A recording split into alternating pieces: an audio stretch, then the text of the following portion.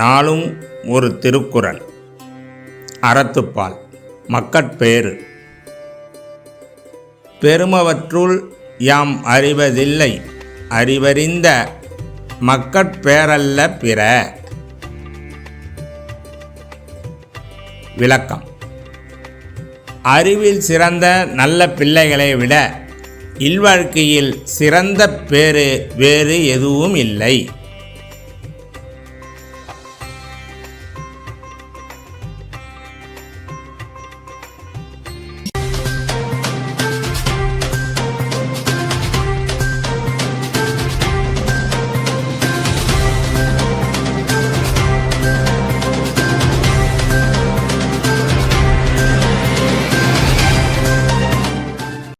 இன்றைய முக்கிய செய்திகள்.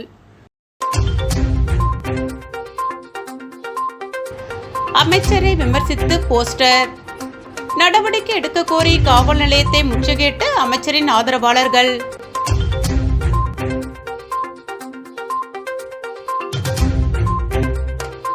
கஞ்சா விற்ற வாலிபர் கைது. போலீசாரை கண்டதும் தப்பி ஓட முயன்றபோது கீழே விழுந்து கை முறிந்தது.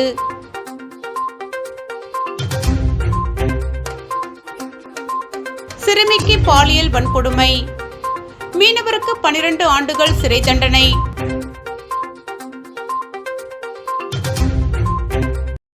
இனி விரிவான செய்திகள். புதுச்சேரி பேருந்து நிலையம் அருகே கஞ்சா விற்பனையில் ஈடுபட்டிருந்த வாலிபரை போதை தடுப்பு பிரிவு போலீசார் பிடிக்க முயன்றபோது அவர் தப்பிக்க முயற்சி செய்ததில் வாய்க்காலில் விழுந்து கைமுறிவு ஏற்பட்டது. மேலும் அவரை கைது செய்து விசாரணை செய்ததில் அவரிடமிருந்து 4 கிலோ கஞ்சா பறிமுதல் செய்யப்பட்டது. புதுச்சேரியில் கஞ்சா விற்பனையை கட்டுப்படுத்த போலீசார் ஆபரேஷன் விடியல் என்கிற பெயரில் தொடர்ந்து நடவடிக்கைகள் எடுத்து வருகின்றனர். இந்த நிலையில் புதுச்சேரி ரோடியார்பேட் பகுதியில் அமைந்துள்ள தற்காலிக பேருந்து நிலையம் அருகே கஞ்சா விற்பனை நடைபெறுவதாக போதை தடுப்பு பிரிவு போலீசாருக்கு ரகசிய தகவல் கிடைத்துள்ளது. அதன்படி கடந்த 3 நாட்களாக போலீசார் பேருந்து நிலையம் சுற்றியுள்ள பகுதியில் ரகசிய கண்காணிப்பில் ஈடுபட்டு வந்தனர். அப்போது சந்தேகப்படும்படியாக ஒரு வாலிபர் அங்கும் இங்கும் இருட்டில் சுற்றி திரிவதை கண்ட போலீசார் அவரை பிடிக்க சென்றபோது போலீசாரை கண்டு அவர் அங்கிருந்து தப்பி ஓட முயன்றதில் அருகே இருந்த வாய்க்காலில் தவறி விழுந்தார். இதில் அவரது இடது கையில் முறிவு ஏற்பட்டது. தொடர்ந்து அவருக்கு சிகிச்சை அளித்து விசாரணை செய்ததில் அவர் புதுச்சேரி ஜிஎன் பாளையம் சித்தானந்தம் வயது 20 என்றும் விற்பனைக்காக கையிருப்பில் 1 கிலோ கஞ்சாவும் அவர் வீட்டை சோதனை செய்ததில் அங்கு ஒரு 3 கிலோ என 4 கிலோ கஞ்சா கண்டுபிடிக்கப்பட்டு போலீசார் அதனை பறிமுதல் செய்தனர். தொடர்ந்து கைது செய்யப்பட்ட சித்தானந்தத்தை நீதிமன்றத்தில் ஆஜர்படுத்தி காலாப்பட்டு சிறைச்சாலையில் போலீசார் அடைத்தனர். மேலும் சித்தானந்தம் மீது காலாப்பட்டு பல்கலைக்கழக பகுதியில் மாணவர்களுக்கு கஞ்சா விற்பனை செய்த வழக்கு நிலுவையில் உள்ளது குறிப்பிடத்தக்கது.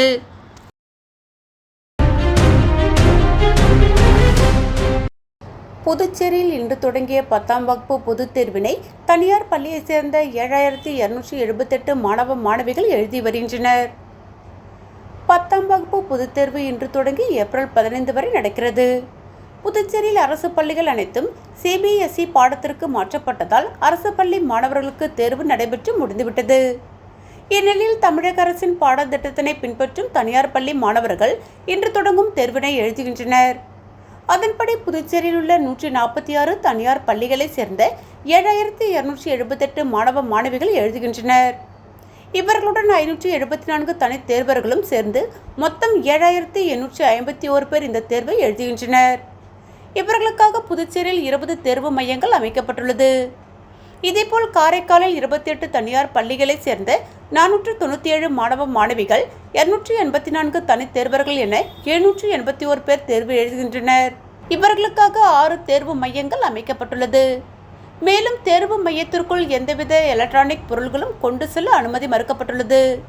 மேலும் தேர்வு நடைபெறும் இடங்களில் மின்சாரம் தடைபடாமல் இருக்க அனைத்து நடவடிக்கைகளும் எடுக்கப்பட்டுள்ளதாக புதுச்சேரி கல்வித்துறை தெரிவித்துள்ளது.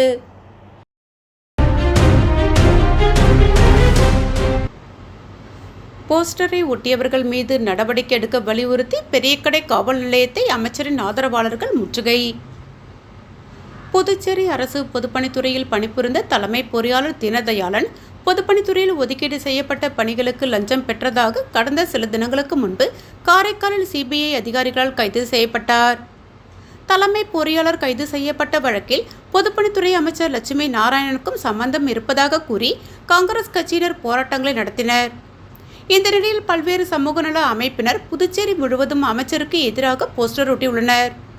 அந்த போஸ்டரில் ஊழல் பெருச்சாளி அமைச்சர் லட்சுமி நாராயணன் பதவி விலகு, அமைச்சரை கைது செய் என்ற வாசகங்களுடன் மாநிலம் முழுவதும் போஸ்டர் ஒட்டப்பட்டுள்ளது. இதனை அறிந்து அவரது ஆதரவாளர்கள் இன்று போஸ்ட் ஒட்டியதற்கு எதிர்ப்பு தெரிவித்து பெரியகடை காவல் நிலையத்தை முற்றுகையிட்டனர். தொடர்ந்து அமைச்சர் மீது அவதூறு பரப்பி போஸ்டர்கள் ஒட்டியவர்கள் மீது கடுமையான நடவடிக்கை எடுக்க வேண்டும், ஒட்டப்பட்டுள்ள போஸ்டர்களை அகற்ற வேண்டும் என வலியுறுத்தி கண்டன கோஷங்களை எழுப்பினார்கள். இதனை அடுத்து போராட்டத்தில் ஈடுபட்டவர்கள் வீதிகளில் ஒட்டப்பட்டிருந்த போஸ்டர்களையும் கிழித்து எறிந்ததால் பரபரப்பு நிலவியது.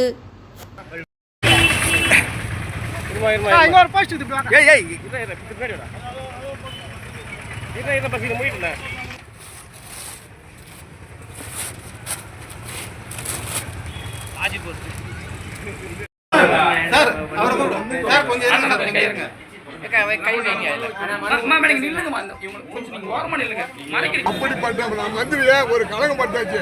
இதுக்கு நடவடிக்கை எடுக்கலைன்னா நாங்க பெரிய ஒரு போராட்டத்தை அறிவிக்க தயாரா இருக்கோம். விடமாட்டோம். நடவடிக்கை எடுக்கலன்னா ஒரு முற்று போராட்டம் பலவித போராட்டம் மாநில தழுவிய போராட்டம்.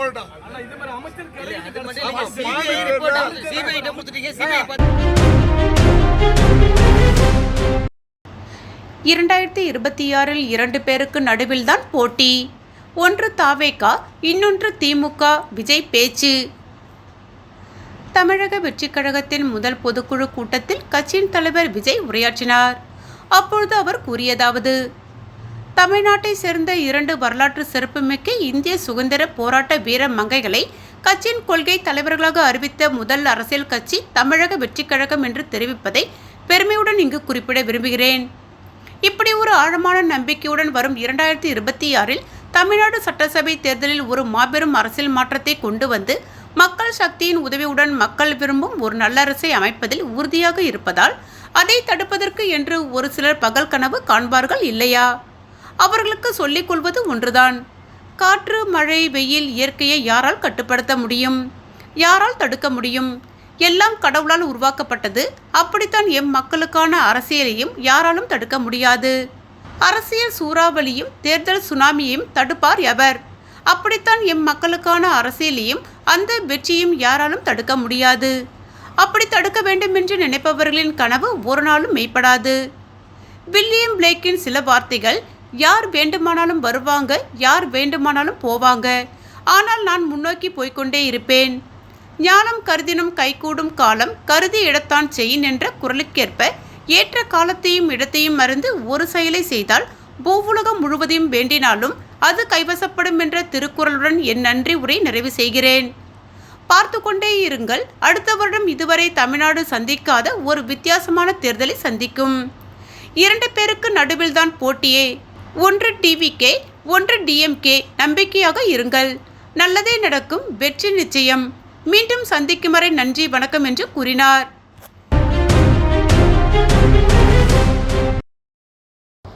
எல்லை தாண்டி மீன் பிடித்ததாக இலங்கை அரசால் கைது செய்யப்பட்டு அண்மையில் விடுவிக்கப்பட்ட காரைக்கால் பகுதியைச் சேர்ந்த மீனவர்கள் மற்றும் அனைத்து மீனவ பஞ்சாயத்து குழுவினர் துணைநிலை ஆளுநர் கைலாஷ்நாதனை ஆளுநர் மாளிகையில் சந்தித்து மாலை அணிவித்து நன்றியை தெரிவித்துக் கொண்டனர். சமீபத்தில் எல்லை தாண்டி மீன் பிடித்ததாக கூறி காரைக்கால் மீனவர்கள் உட்பட 13 மீனவர்களை இலங்கை கடற்படை கைது செய்து சிறையில் அடைத்தது. அதில் ஒரு மீனவருக்கு காலில் துப்பாக்கி குண்டு பாய்ந்து காயமடைந்திருந்தார். அவருக்கு முழுமையான மருத்துவ சிகிச்சை அளிக்கவும் கைது செய்யப்பட்ட மீனவர்களை உடனடியாக விடுவிப்பதற்கான நடவடிக்கைகளை துரிதப்படுத்தவும் மத்திய வெளியுறவுத்துறை அமைச்சகம் மற்றும் இலங்கையில் உள்ள இந்திய தூதரக அதிகாரிகளை தொடர்பு கொண்டு புதுச்சேரி துணைநிலை ஆளுநர் கேட்டுக்கொண்டார். அதன் அடிப்படையில் மத்திய அரசு மேற்கொண்ட துரித நடவடிக்கை காரணமாக மீனவர்கள் விடுவிக்கப்பட்டனர்.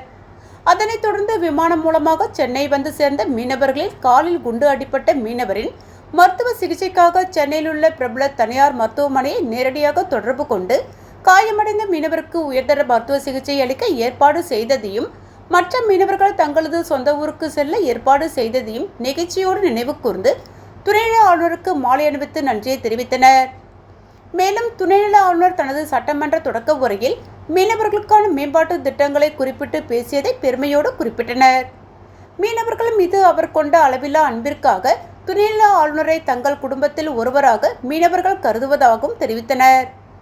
உரையாடலின் போது குண்டடிப்பட்ட மீனவரின் நலத்தை விசாரித்த துணைநிலை ஆளுநர் எல்லை தாண்டி மீன்பிடிப்பதாக எழும் சிக்கலுக்கு நிரந்தர தீர்வு காண நடவடிக்கை எடுக்க வேண்டும் என்று மத்திய அரசை வலியுறுத்தி உள்ளதையும், அதன் அடிப்படையில் காரைக்கால் மீனவர்கள் அந்தமான் மற்றும் லட்சத்தீவு பகுதிகளில் ஆழ்கடல் மீன்பிடிக்க ஊக்குவிக்கும் ஒரு தொலைநோக்கு செயல்திட்டம் உருவாக்கப்பட்டு வருவதையும் துணைநிலை ஆளுநர் தெரிவித்தார். கடந்த வாரம் டெல்லி சென்றிருந்த போது மத்திய மீன்வளத்துறை அமைச்சரை சந்தித்து இதுகுறித்து பேசியிருப்பதையும், அதற்கான செயல்திட்டம் மத்திய மாநில அரசால் உருவாக்கப்பட்டு வருவதையும் குறிப்பிட்டார். அது மட்டுமல்லாமல் காரைக்கால் பகுதியின் வளர்ச்சிக்காக பல்வேறு திட்டங்களை அரசு செயல்படுத்த இருப்பதையும், மீனவர்களின் நீண்ட நாள் கனவு திட்டமான ஸ்மார்ட் மற்றும் ஒருங்கிணைந்த மீன்பிடி துறைமுகம் அமைக்க PMMSY திட்டத்தின் கீழ் ரூபாய் 130 கோடியை மத்திய அரசு நிதி ஒதுக்கி இருப்பதையும், அது விரைவில் காரைக்கால் மீனவ மக்களுக்கு அர்ப்பணிக்கப்பட உள்ளதையும் எடுத்துக் கூறினார்.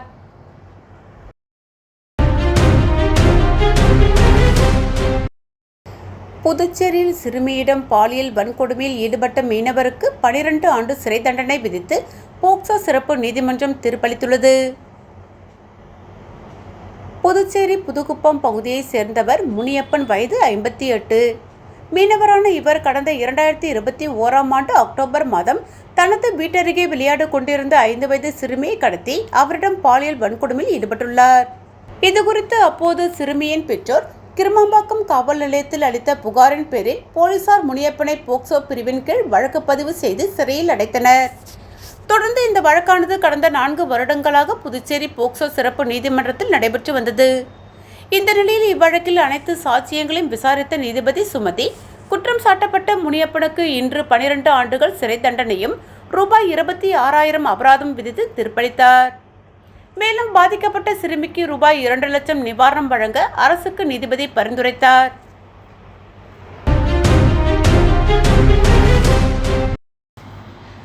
டிரான்ஸ்பார்மரில் மின்சாரம் தாக்கி தற்காலிக ஊழியர் படுகாயம், ஆபத்தான நிலையில் தீவிர சிகிச்சை பிரிவில் அனுமதி. விழுப்புரம் மாவட்டம் கண்டமங்கலத்தில் டிரான்ஸ்பார்மரில் பழுது பராமரிப்பு பணியில் ஈடுபட்ட தற்காலிக ஊழியர் எதிர்பாராத விதமாக மின்சாரம் தாக்கி படுகாயமடைந்தார். கண்டமங்கலம் விழுப்புரம் தேசிய நெடுஞ்சாலையில் வசித்து வருபவர் சந்திரசேகர், வயது 32. கண்டமங்கலம் துணைமின் நிலையத்தில் தினக்கூலி ஊழியராக பணியாற்றி வருகிறார். இவர் நேற்று கண்டமங்கலம் துணைமின் நிலைய எதிரே உள்ள டிரான்ஸ்பார்மரில் ஏறி பராமரிப்பு பணியில் ஈடுபட்டார். அப்பொழுது எதிர்பாராத விதமாக மின்சாரம் தாக்கியதில் மேலிருந்து அதே டிரான்ஸ்பார்மர் மீது குப்புற விழுந்துள்ளார். இதில் மீண்டும் மின்சாரம் தாக்கி உடல் கருகிய நிலையில் கிடந்தார். இதனை அவ்வழியாக சென்ற வாகன ஓட்டிகள் மற்றும் பொதுமக்களும் பார்த்து அதிர்ச்சி அடைந்து கூச்சலிட துவங்கினர். உடனடியாக தகவலிருந்து விரைந்து வந்த சக மின்துறை ஊழியர்கள் மின்சாரத்தை துண்டித்து உடல் கருகி படுகாயமடைந்த சந்திரசேகரர் மீட்டு அருகில் உள்ள தனியார் மருத்துவக் கல்லூரி மருத்துவமனையில் சேர்த்தனர். பின்னர் மேல் சிகிச்சைக்காக கடலூரில் உள்ள தனியார் மருத்துவமனைக்கு கொண்டு செல்லப்பட்டுள்ளார். அங்கு அவருக்கு தீவிர சிகிச்சை அளிக்கப்பட்டு வருகிறது.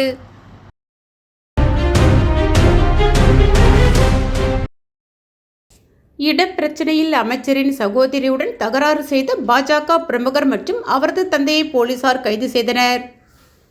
லாஸ்பேட்டை சாமிப்பிள்ளை தோட்டம் பகுதியைச் சேர்ந்தவர் செந்தில்குமார், அவரது மனைவி ஈஸ்வரி. புதுச்சேரி ஆதி திராவிட நலத்துறை அமைச்சர் சாய் சரவணகுமாரின் சகோதரி ஈஸ்வரிக்கு அதே பகுதியில் 800 சதுரடி காலிமனை உள்ளது. இந்த இடத்தை வெகு நாட்களாக பராமரித்து வந்த பாஜக பிரமுகர் உமாசங்கர் மற்றும் அவரது தந்தை காசிலிங்கம் ஆகியோர் தங்களுக்கு தான் சொந்தம் என கூறி தகராறு செய்தனர். இந்த இடத்திற்குள் யாரையும் அனுமதிக்க மாட்டோம் என கூறி செந்தில்குமாரிடம் வாக்குவாதத்தில் ஈடுபட்டனர். செந்தில்குமார் புகாரின் பேரில் லாஸ்பேட்டை போலீசார், தாசில்தார் மற்றும் வருவாய்த்துறை மூலம் இடத்தை அளவீடு செய்து விசாரித்தனர். அதில் அந்த இடம் செந்தில்குமாருக்கு சொந்தமானது என தெரியவந்தது. இதனையடுத்து லாஸ்பேட்டை போலீசார் வழக்கு பதிந்து உமாசங்கர், காசிலிங்கத்தை கைது செய்தனர்.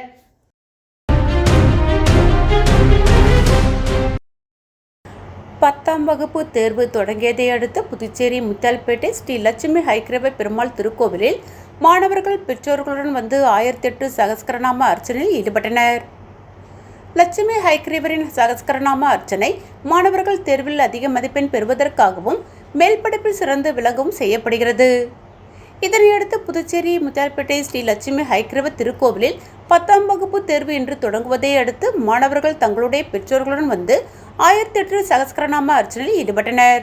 மலர்களால் அலங்கரிக்கப்பட்ட ஹயக்ரீவர் பெருமாளுக்கு மலர்களால் அர்ச்சனை செய்தவாறு 1008 சகஸ்கரநாம அர்ச்சனை செய்யப்பட்டு மாணவர்களுக்கு சுவாமியின் காலடியில் வைக்கப்பட்ட எழுதுபொருள்கள் வழங்கப்பட்டன.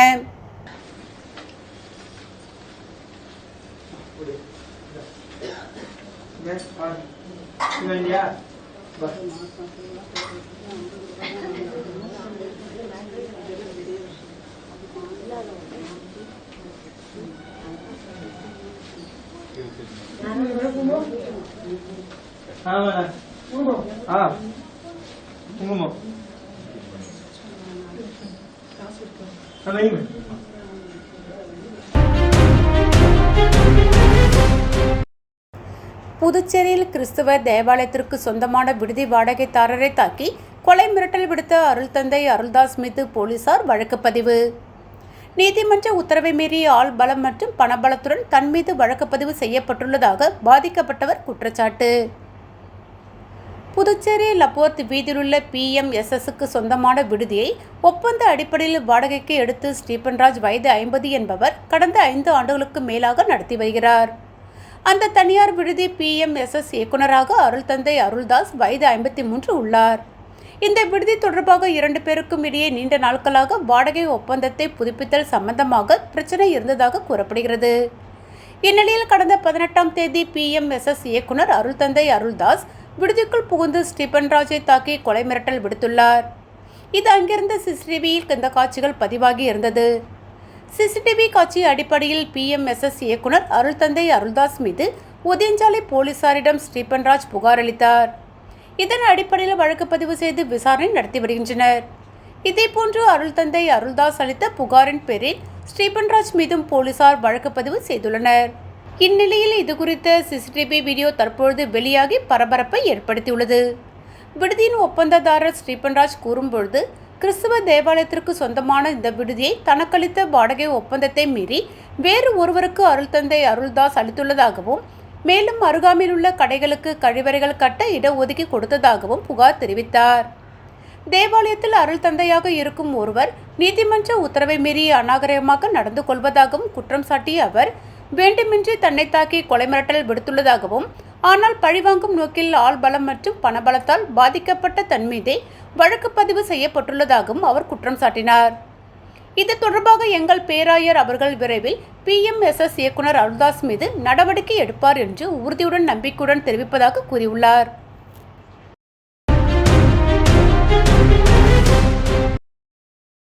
புதுச்சேரி உதியம்பட்டு காசி விஸ்வநாதர் ஆலயத்தில் பங்குனி மாதம் தேய்பிறை சனி பிரதோஷ வழிபாடு மிக சிறப்பாக நடைபெற்றது. புதுச்சேரி மாநிலம் வில்லியனூர் உதியம்பட்டு கிராமத்தின் அருகே சங்கராபரணி நதிக்கரையில் வடக்கில் அமைய பெற்றிருக்கும் காசி எனும் வீசமிகு திருக்காசி சேஸ்வரமாக விளங்கும் அருள்மிகு ஸ்ரீ காசி விசாலாட்சி அம்பிகை சமேத ஸ்ரீ காசி விஸ்வநாத சுவாமி ஆலயத்தில் நேற்றைய தினம் பங்குனி மாதம் தேய்பிறை பிரதோஷ பூஜை மிக சிறப்பாக நடைபெற்றது. வில்லியனூர், அருமாத்தபுரம், உதியம்பட்டு, கொம்பாக்கம், அகரஹாரம், உருவையாறு போன்ற சுற்றுவட்டார பகுதியிலிருந்து திரளான பக்தர்கள் கலந்து கொண்டு சுவாமி தரிசனம் செய்தனர். நிகழ்ச்சிக்கான ஏற்பாடுகளை பிரதோஷ குழு மற்றும் திருக்கோவில் பரம்பரை அர்ச்சகர் சிவஸ்ரீ சீனிவாச சிவாச்சாரியார், பிரதீப் குருக்கள் மற்றும் இவ்விழாவிற்கான ஏற்பாடுகளை ஆலயத்தின் தனி அதிகாரி வெங்கடேசன் தலைமையில் சிறப்பு ஏற்பாடுகளை செய்திருந்தனர். இத்திருக்கோவிலில் நடைபெறும் அனைத்து வழிபாடுகளும் பொது வழிபாடாக நடைபெறுவது ஆலயத்தின் தனி சிறப்பாகும்.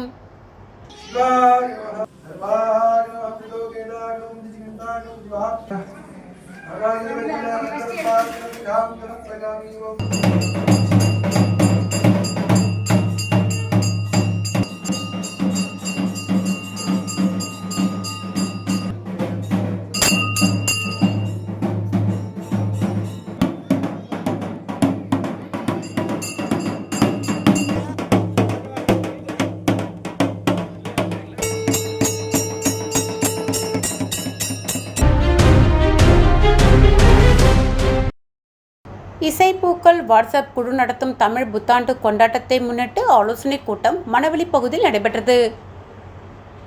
அரியாங்குப்பம் மணவெளி பகுதியில் இசைப்பூக்கள் வாட்ஸ்அப் குழு நடத்தும் சித்திரை தமிழ் புத்தாண்டு கொண்டாட்டத்தை முன்னிட்டு ஆலோசனை கூட்டம் நடைபெற்றது. குழுவின் நிறுவனர் கலைவாணன் முன்னிலையில் நடைபெற்ற இந்த கூட்டத்திற்கு தலைவர் இளஞ்செழியன் தலைமை வகித்தார்.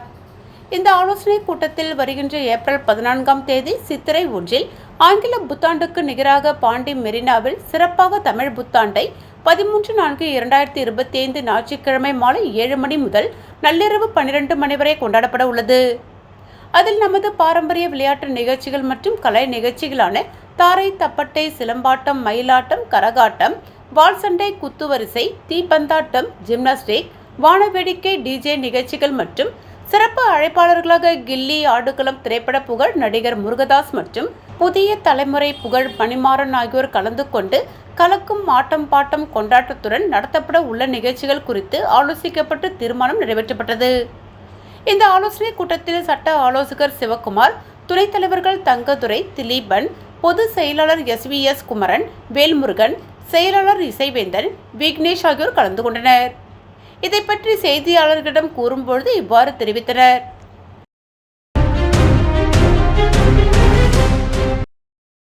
உதியம்பட்டு ஸ்ரீ சத்குரு மகான் வண்ணார பரதேசி சுவாமிகள் ஆலயத்தில் தேய்பிறை பிரதோஷத்தை முன்னிட்டு சிறப்பு பூஜைகள் நடைபெற்றது. புதுச்சேரி மாநிலம் வில்லியனூர் அடுத்த உதியம்பட்டு கிராமத்தில் எழுந்தருளியுள்ள ஸ்ரீ சத்குரு மகான் வண்ணார பரதேசி சுவாமிகள் சித்தர் ஆலயத்தில் தேய்பிறை பிரதோஷத்தை முன்னிட்டு மகானுக்கு சிறப்பு அபிஷேகங்கள் மற்றும் சிறப்பு அலங்காரத்தில் தீபாராதனை நடைபெற்றது. இதில் மகானுக்கு பால், தயிர், இளநீர், சந்தனம், விபூதி, பன்னீர், பழங்கள், பஞ்சாமிர்தம், தேன் அபிஷேகத்தில் உள்ளிட்ட பல்வேறு திரவியங்களால் அபிஷேகம் செய்யப்பட்டது.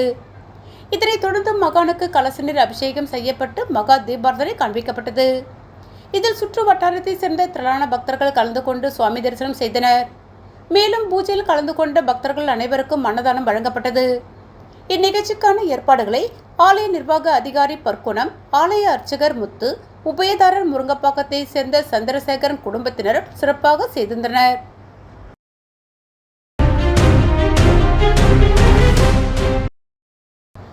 புதுச்சேரிக்கு மாநில அந்தஸ்து வழங்க கோரி டெல்லி சென்று போராட்டம் நடத்த சமூக ஜனநாயக அமைப்புகள் முடிவு. புதுச்சேரிக்கு முழு மானியத்துடன் கூடிய அதிகாரம் பெற்ற மாநில தகுதி வழங்க ஒன்றிய அரசை வலியுறுத்துவது குறித்து அனைத்து சமூக ஜனநாயக அமைப்புகள் இயக்கத்தினர் உருளையன்பேட்டையில் உள்ள திராவிடர் விடுதலை கழக அலுவலகத்தில் நேற்று மாலை ஆலோசனை நடத்தினர். தொகுதி சுயேட்சை MLAவும் மனிதநேய மக்கள் சேவை இயக்க நிறுவனருமான நேரு என்கிற குப்புசாமி தலைமை தாங்கினார். மக்கள் உரிமை கூட்டமைப்பு செயலாளர் சுகுமாரன், திமுக தலைவர் லோகு ஐயப்பன், தமிழர் களம் அழகர், மாணவர்கள் கூட்டமைப்பு நிறுவனர் சுவாமிநாதன், தமிழக வாழ்வுரிமை கட்சி ஸ்ரீதர், புரட்சியாளர் அம்பேத்கர் தொண்டர்படை பாவாடராயன், தந்தை பெரியார் தீகா இளங்கோ, மக்கள் மன்றம் நாராயணசாமி மற்றும் பலர் கலந்து கொண்டனர். இதில் புதுச்சேரிக்கு மாநில அந்தஸ்து வழங்க கோரி அடுத்த மாதம் இறுதியில் டெல்லி சென்று ஆர்ப்பாட்டம் நடத்துவதென முடிவு செய்யப்பட்டது. மீண்டும் முக்கிய செய்திகள். அமைச்சரை விமர்சித்து போஸ்டர். நடவடிக்கை எடுக்க கோரி காவல் நிலையத்தை முற்றுகையிட்ட அமைச்சரின் ஆதரவாளர்கள்.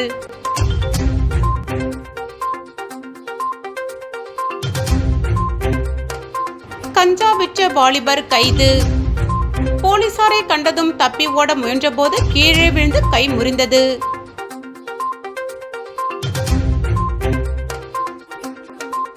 சிறுமிக்கு பாலியல் வன்கொடுமை.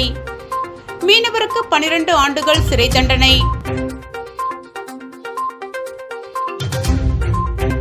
இத்துடன் செய்திகள் நிறைவடைந்தன. வணக்கம்.